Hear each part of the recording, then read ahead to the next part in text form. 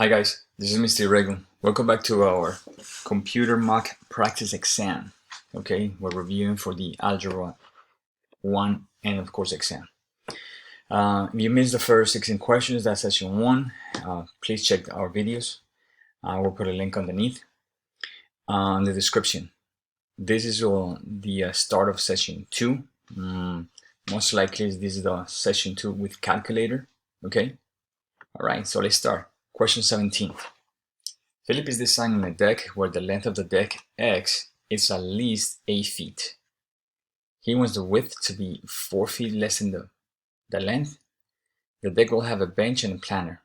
Okay, let's pull this up a little bit, alright? And the remaining area of the deck will be painted. The dimensions for each are shown in the diagram, so they give me the diagram. So this is the deck, the bench is right there, the planter is this triangle, the bench is a rectangle 2 by 6. Sounds good. Let A represent the painted area in square feet of the deck. Click on the blank to enter an expression in terms of x that completes the equation for A. So what we're looking for here is the painted area. Okay, so we have a couple options. If you notice, guys, the painted here, which is the shaded, is a weird shape. It looks like the trapezoid, but it's missing this corner. So when we have in this area, these are composite areas. Okay, which means there's no formula for this shaded area, but something you can do is just find the whole thing. So there's a couple ways. Let me show you one way. So one way is, let's ignore this and we find the trapezoid, the whole trapezoid, okay, including this piece.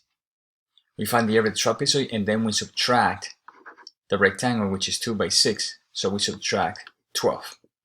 That's one way. Another way, let's look at the whole shape. So the deck is 90-degree angle, 90, 90. Therefore, this has to be 90. So the deck is a rectangle. The base, the top, and the bottom have to be the same. The whole thing has to be the same because it's a rectangle. The right side is x minus 4, the left side is x minus 4, so it's a rectangle. So another way how to find this is finding the area of the rectangle, which is base times height. That's an easy one. And then we subtract the bench, and then we subtract the planter. I believe those are easier because the trapezoid is much confusing. So let's do this. Let's find the complete area, all right, which is base x times the height, and the height is x minus 4. And that will be the area of the rectangle. Let's just, x times x is x squared, x times negative 4 is negative 4x. And this is the area of the rectangle, complete. Now let's subtract the planter and the bench. Bench, area of the bench is just 6 times 2, which is 12. All right, that's a rectangle. Let's put an 8 right there with blue. Let's change the color again. Now let's find the triangle. For the triangle, let's use some kind of green, I guess. So let's find the green area. So the triangle is base, area of the triangle, all right, is base times height divided by 2. Or 1/2 of base times height. Same thing. The base is 2, that's my base, times my height. The height is perpendicular to my base. Okay, so my height, x minus 4. Everything divided by 2. Alright, base is 2 times my height, which is the perpendicular to the base, x minus 4. Everything divided by 2. What happened to those 2's? Look at that, 2 on the top and 2 on the bottom. They cancel out. So the area of the triangle is x minus 4. Alright, so now the area painted, let's call that AP, alright, is equal to the area of the square. Let's use color coded. No, not, there we go, this is what I want. Okay, so it's equal to the area of the red, right, which is the whole thing, minus, here we go, minus blue and green. minus blue, which is this area, minus green.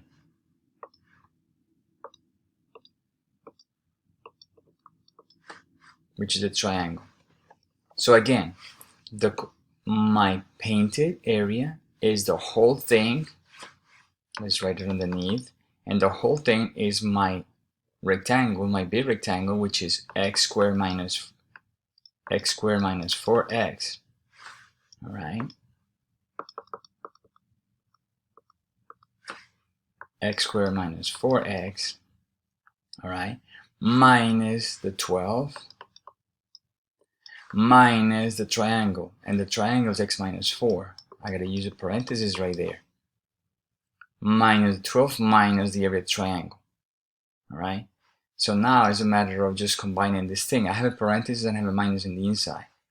So let me take care of that. I wrote the same thing, and now negative times positive is negative x, and negative times negative is positive 4. So my area, my painted area, is x squared. Is there anything that I can combine here? Negative 4x minus x is negative 5x. And now negative 12 plus 4 is negative 8. And that's the formula for the area that they wanted. Now, they want me to type it in. Let's type it in. Okay. So we go here and we said x squared. X, we have to clean this out. So let's say that it is x squared. So I have x to the second power with my exponent. Oh, I need to do this. Exponent. Minus, so I'm going to move with the arrow to the right. Minus 5x minus 8. Minus 8. All right, and that's the area. All right, let's go to 18. Kim is driving from Miami to Key West. The graph shows her distance from Key West. During one interval, is Kim driving the fastest? Drag numbers to the boxes to complete the inequality. Okay, so this is the graph. Time in hours, distance in miles. From Key West. They're saying during what interval is Kim driving the fastest? So distance over time is speed, all right? From biology, from physics, or from, from science. Distance over time is speed. During what interval is Kim driving the fastest? How do I know where he's driving the fastest? I have my lines. Okay, so this is the change of rate. Change of rate is the same as slope. Okay, so they're asking me, where is the slope the fastest? Not the fastest, the steepest. All right, so distance over time, like I said, is speed. Distance over time. All right, so to know that, I gotta find the slope, the rate of change. Which of these lines have the biggest slope? One way of thinking is, which one is the steepest out of all these lines? The steeper the line, the fastest the rate of change. All of these slopes are negative because from left to right, they're going down. So they're negative slopes. It doesn't matter. It's the rate of change. Which one is the biggest increment or decreasing at the same time? Okay? So during one interval that is driving the fastest, I gotta find the slope of each one of them. So let's do the first one. So from here to here, by the way, during one interval, anytime they ask you for the interval, they're talking about the x values. Oh, by the way, here it goes. You see that? The x. So interval, during one interval, you look at the graph or you look at the y's, but when you give the interval, you give the x values. That's huge. That's very important. All right. So I'm going to call this slope line 1, line 2, line 3, and line 4. You see, those are the changes. 3 is simple because here the slope is 0 because it's a horizontal line. All right, let's do the other ones. So let's take this one. Slope 1. Remember, here because I have a graph, the easiest way to do slope is rise over run. All right. So I'm going to go down and then to the right. I went down, 20, from 160 to 140. So I went down 20. And then I went from here to here, which is 0.5. 0.5 or 1/2. All right, you put that in your calculator and you said, oh, how much is negative 20 divided by 1/2? And that's going to give you negative 40.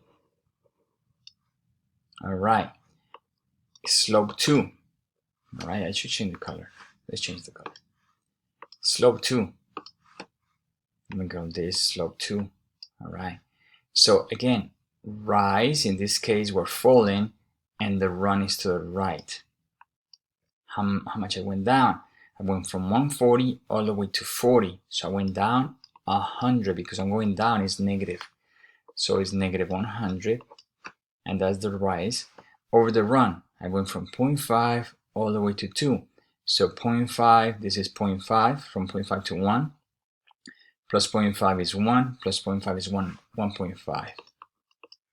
All right, so how much is a negative 100 divided by 1.5? You put it in the calculator, and you're going to get negative 6.67 or 666 repeating, right?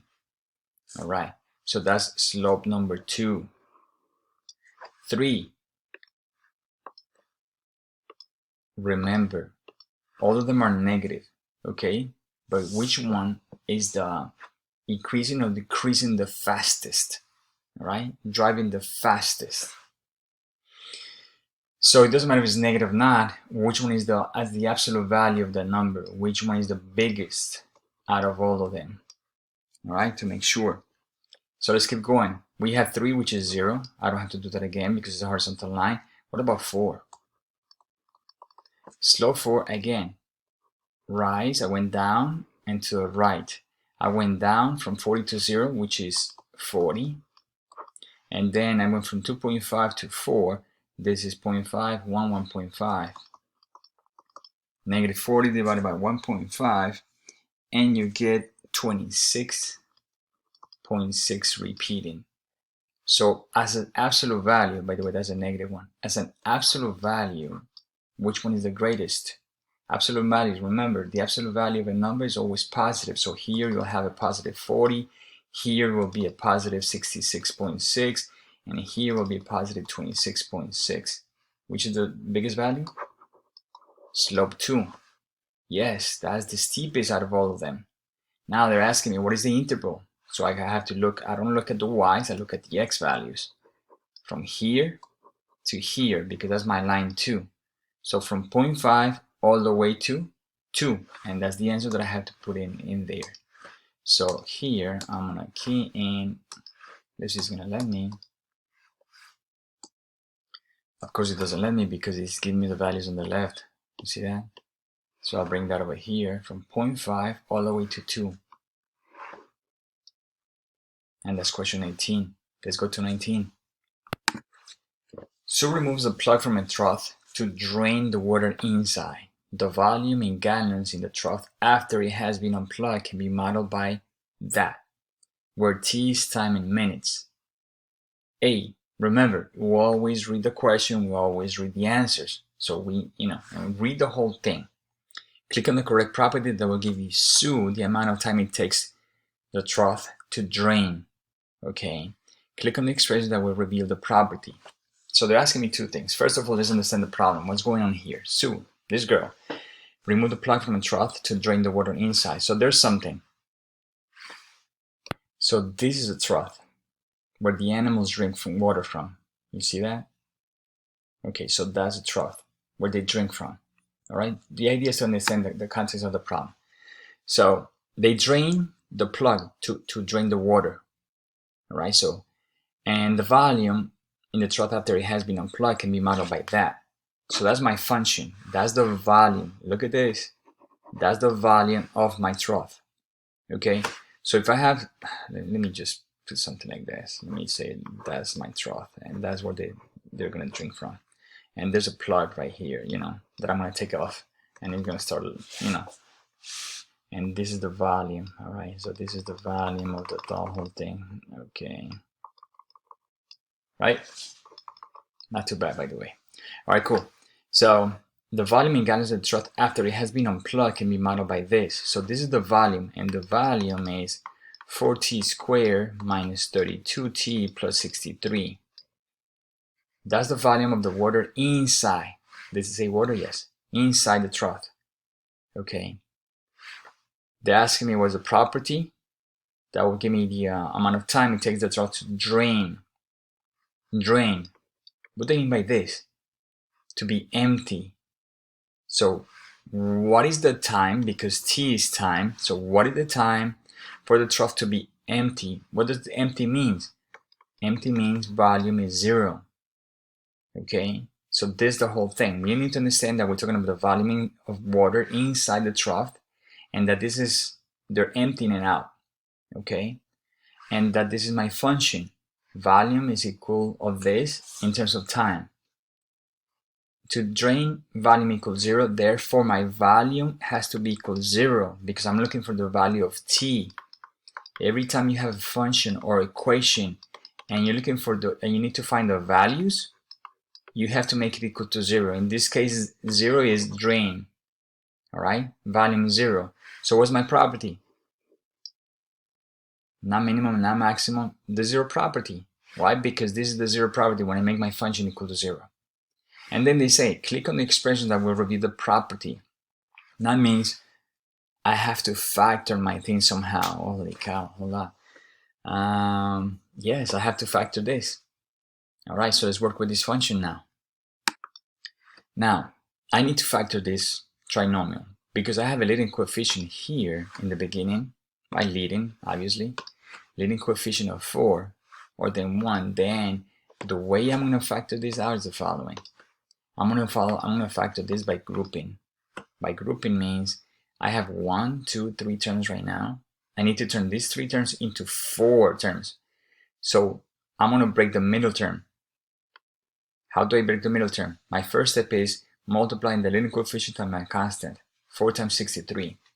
4 times 63 is going to give me 252. So my product is 252. My sum is always the middle value, the negative 32. So I need to break 252 in 2 numbers such that the product is 252 and my sum is negative 32. Okay, so an easy way is to break this 252 because this is such big number. First of all, by the way, I didn't do that. Every time you have a trinomial or something that you need to factor, okay, what you need to do is to see if there's a greatest common factor. You always check for greatest common factor. Is there a common factor between the 4, the 32, and the 63? So 4 and 32, yes, they're even numbers, but 63 is not. So there's no common factor between those 3, therefore I have to do this process. Now let me break the 252. The product is 252, but my sum is negative. Therefore, I can break 252 into 252 times 1, but the sum is going to be positive numbers. That means both of them have to be positive. I'm sorry, that have to be negative. Why? Because a negative times a negative gives me a positive, but when I add, it gives me a negative 32, or a negative number. Now, the issue will be breaking those numbers in order for me to get a negative 32.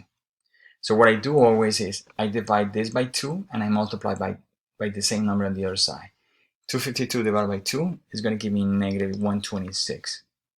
And then I multiply. So here I divide by a number and the other side I multiply by the same number. Negative 1 times 2 is negative 2. And then I check. Negative 126 minus 2 is not 32. Divide again by 2. That's going to give me negative 63. If I divide by 2 times 2, negative 4.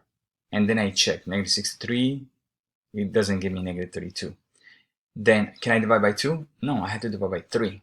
So now I have to divide by 363. That's going to give me negative 21. And if I divide it here, remember I divided by 3, then I got to multiply here by 3. Negative 4 times 3 is negative 12. And then I always try adding those numbers in between.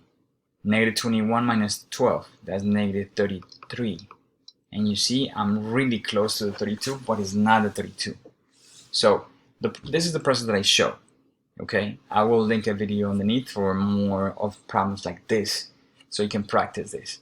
So because this didn't work out, then what I do is, instead of dividing by 2 in the beginning, I start dividing by 3. Okay, the idea is to have different factors. Right now, you notice the problem that we have is just getting the factors, not doing the factoring from the problem. So let me divide this by 3. All right, and again, I divide by 3 on one side, I multiply by 3 on the other side. So let me start again on the top. 252. I'm dividing by 3, right? And divide by 3, and then I multiply by 3 on the other side. 252 divided by 3 is going to give me negative 84. So hold on. This is 252 times 1. Divided by 3 on one side times 3 on the other side. Check. It doesn't mean negative 32. Divided by 3 again. That's going to give me negative 28. If I divide by 3 here, I multiply by 3 here, and it's going to give me negative 9. Negative 28 minus 9 is now negative 32. I'm getting closer. Next, can I divide by 3 the 28? No, so let's divide by 2. Negative 28 divided by 2 is negative 14. If I divide it by 2 here, I multiply by 2 here. Negative 9 times 2 is negative 18. Oh, hold on. Let's check this too. Negative 14 minus 18 is 28, 32. Alright, I got my value. So this is the process, but again, I am breaking my numbers and I'm not repeating numbers. All of these are different factors. Okay, so that's a suggestion when you have such big numbers to break. So my final numbers are negative 14 and negative 18. So now let's continue. Now let me show you factoring by grouping.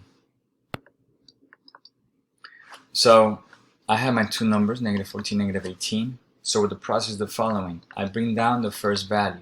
Same thing. For the negative 32, I'm going to break it into negative 14t minus 18t. That's what I use those two numbers for.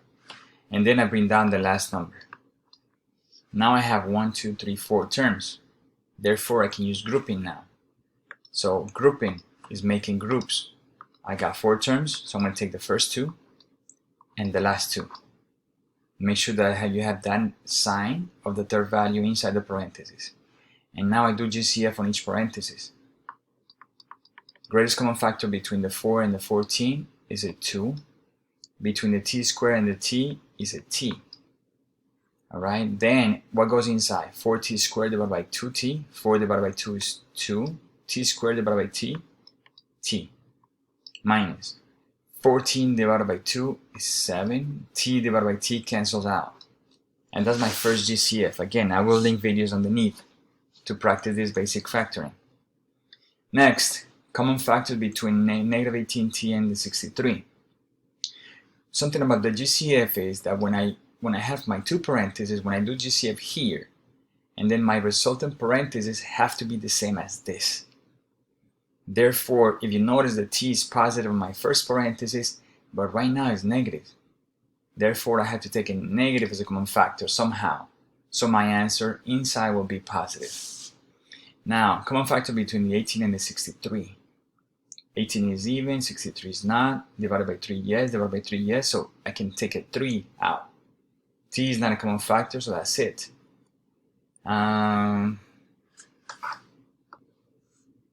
But hold on. If I do 18 divided by 3, it's going to give me a 6. And I need a 2. So is there any bigger number that goes into the 18 and the 63? Yeah, the 9.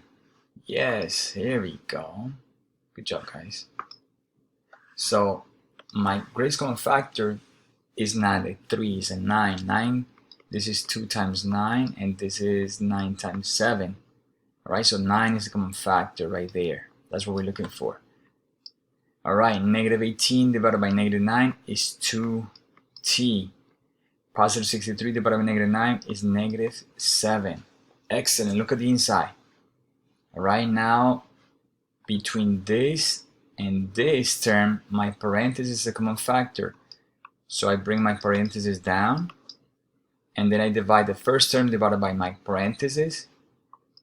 This 2t times this parenthesis divided by the parenthesis cancels down, and 2t is left. Second term divided by the parentheses will cancel out, and I have left the -9. So this is my factoring. After all that, trinomial, that's my factoring. Now let's go back. Are they asking me to find the values? No. They're saying click on the expression that will reveal the property. So first of all, this is the zero property. And then they ask me to factor, because they're not asking me to find the value of t. They're not saying find the value of t.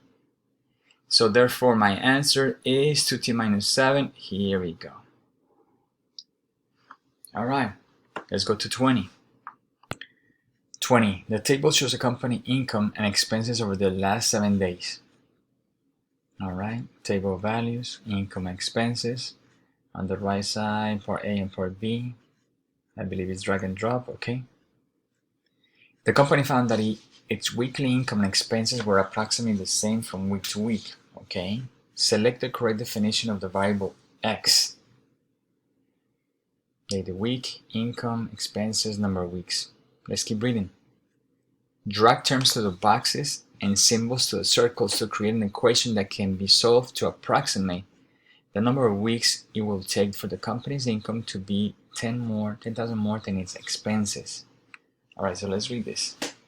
First of all, select the correct the definition of the variable X. Now, drag terms to the boxes and symbols to create symbols to the circles to create an equation that can be solved to approximate the number of weeks it will take for the company's income to be 10,000 more than its expenses. So they're giving me the first answer right here. That's nice. To create an equation that can be solved to approximate number of weeks it will take for the company's income.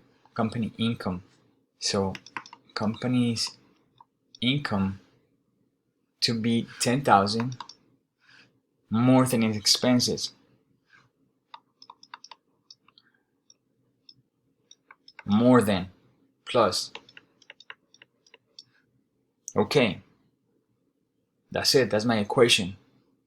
That's my equation. Alright. So drag the boxes, number of weeks. So we need to understand what's going on. Income equal expenses plus 10,000. They're asking for how many weeks. That's the question. So I gotta go back to the table. Alright. So this is the table from the last 7 days. So technically this is 1 week. And the question is how many weeks. So this is 1 week. So the first thing that I need to do is find out how much of the income, because they're saying that weekly income and expenses were approximately the same from week to week. So this is not going to change. So next week on Sunday they will have approximately the same amount. Monday the same. So from week to week this is going to be approximately the same.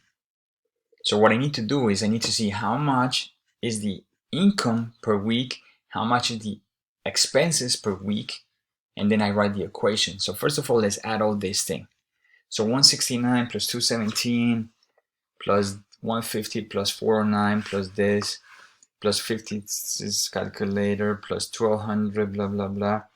This is going to give me $4,466, all right, with 25 cents. And that's my weekly income.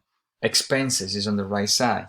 Expenses, then the expenses, I add this 256 plus 195. I hope you're adding right now. And that's going to give me $3,202.10. So my income is greater than my expenses, which is good, making money. All right. They're saying how many weeks, and the equation that I had was income is equal to, I said expenses plus $10,000. That's my equation. All right. So how many weeks is going to take me? How many weeks of income is going to take me to get my expenses to get $10,000 above this. All right. So first of all, this is per week, income per week, income per week. So let me stop here. Let me go up there because I want to make sure that, because remember, this is going to be, you see all this? You have to drag and drop. So right now, the value that I have is 4,466. I believe approximately they're rounding to 4,500. Okay, 4,500 they rounded to. All right, excellent. So my income, they rounded this income to 4,500. That's fine. I rounded. Okay, my income. So if I get $4,500 per week, okay, my expenses, which is 3,000, and let me see what number do they round it to. 3,200, right? We have 3,202 expenses. We have 3,202. They rounded to 3,200, which is okay. So let's keep going over here. So my expenses is going to be 3,200 times the numbers of weeks, right? Because this is per week plus $10,000, which is what I want to have. Again, this is the weekly income times the number of weeks. This is the weekly expenses times the number of weeks, and that's the $10,000 that I want to have more than. So that'll be my equation. First question was, what does the X means? The X is number of weeks. All right. So now that I have this, let me start plugging in values. All right, let's move this thing here. First of all, I gotta choose number of weeks. That's my answer for part A. And part B, I gotta plug this thing. 4,500 is equals, where do I have the equal sign? On the bottom. Equals to 3,200 of X plus, oh, I gotta grab this thing, plus 10,000. Here you go. You see the 10,000 right there? Nice. Let's double check that I have the same thing. 4,500x equals 3,200 plus, and that's it. So the idea with all these word problems is to understand what's going on. You need to understand the problem. All right, some of them are not difficult. It's just a matter of understanding what's going on. All right, let's go to 21. 21. Okay. 67. Holy cow, hold on. All right, guys, so let me double check. Florida County, Texas counties, mean, median, increases, quartiles. Okay, so 21. Let me show you something. So 21, we're doing the practice exam. Okay, we're doing the practice exam. 21, Florida, look at this. Texas, counties. All right, so I'm gonna put the link of this video right now. So 21, I'm not gonna do it. This is question number 3 from Beat the Test. All right, so this is great, by the way. So I'm gonna put a link for 20 for our problem, because this is the same exactly problem that we're doing that I did on Beat the Test on number 3. All right, so that will be link. The link will be underneath for 21. All right, let's move on. That's fine. The graph shows, hold on. Okay. The graph shows the number of acres and millions of farmland in the United States from 1975. And I did this already. Which statements? Okay. All right. Same thing. Okay. Same idea. We did this problem already. Question 24 from, hold on. This is not the one. There you go. The graph shows the number of acres and millions of farmland in the United States from 1975 to 2008. All right, so this is question 24 from Beat the Test. So guys, the idea that we need, something that we need to learn is that you have to study both tests. All right, this is a good representation that they love this material, and they're repeating on 2 different tests, which is amazing. So we need to understand this. So the previous problem 21 was a lot of stats. That's the reason I didn't do it again, because it's a lot of stats. So I explained it very nice in the other video. Same thing, 22. All right, so I'll put the link underneath. Let's go for the next question. 23. High school drama teacher organizes a musical. Okay, so let's do this one. I saw something similar. They love these problems. There's something similar in Beat the Test, so please watch those videos. There will links underneath and at the end of the video. A high school drama teacher organizes a musical production. He wants to record the number of students involved in each part of the production. He uses a two-way table to display the data. This is a two-way table. Okay, to the right and to the bottom. The drama teacher knows that approximately 55% more girls participate in the production as actors than as stage crew members. Complete the two-way table to show a possible breakdown of students. By the way, this is a possible breakdown. This is not exactly the same answer. The main idea is this. The drama teacher knows that approximately 55% more girls participate in the production as actors than stage crew members. So here we go, girls over here, stage crew members, actors. Here's the magic. So the way that a two-way table works is the following. When you add to the right, you get these totals. But when you add down, you see, you have totals again. And all those totals have to make sense, right? They have to match. So that is going to help me. These totals will help me find the values. So we're talking about girls, right? So let's talk about girls. Total, this is the total girls that were in the drama. 73 girls, that's my total. Musicians were 22. The rest are stage crew and actors. So let's see how many is the rest. So I gotta do 73 minus 22, and that's going to give me 51. So I have 51 girls between stage crew members and actors. What do I know about this 51? That 55% of that, or 51, are actors. What is it? Actors. 51% of 55% of that 51, which is the remaining girls, are actors. So I gotta find that. Calculator. 55% of 51 gives me 28.05. All right. So 28.05 girls. Remember, I'm talking about girls are actors. Question. Can I say 28.05 girls? This is like 28 girls and like a hand? No, I cannot, right? I know script, I'm sorry. So I cannot say this. This is a little piece of a girl. I can't do this. That means I have to round up complete girls.